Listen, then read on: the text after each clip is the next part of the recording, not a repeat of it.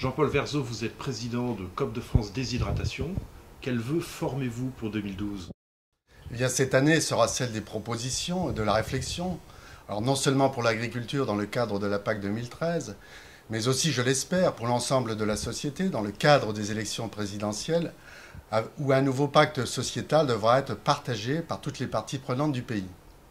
Plus modestement, je souhaite que nous, coopératives de déshydratation, apportions notre contribution à l'élaboration du contrat sociétal rénové que les agriculteurs européens s'apprêtent à passer avec la société.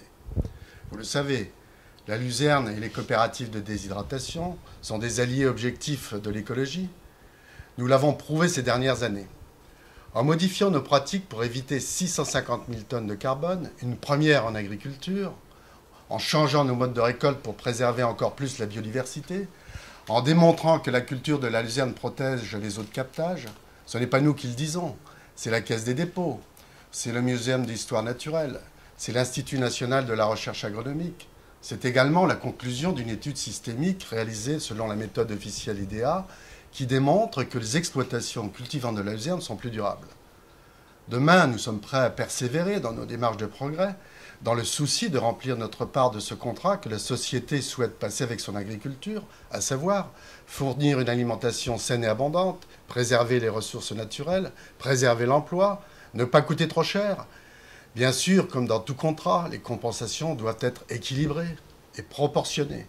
Que ce soit pour l'eau ou la biodiversité, ces mécanismes de compensation existent dans leur principe, mais ne sont pas applicables. Je forme le vœu que nous passions de l'esprit à la lettre et que 2012 puisse voir émerger de mesures concrètes. Dans son manifeste 2012, la révolution coopérative, COP de France appelle en matière de développement durable à passer d'un système de contraintes sur les moyens à un système basé sur les objectifs de résultats. Les coopératives de déshydratation souscrivent à 200% à cette proposition. Puisse 2012 donner l'occasion d'en prouver la pertinence en signant avec les parties concernées des contrats d'objectifs sur l'eau et la biodiversité.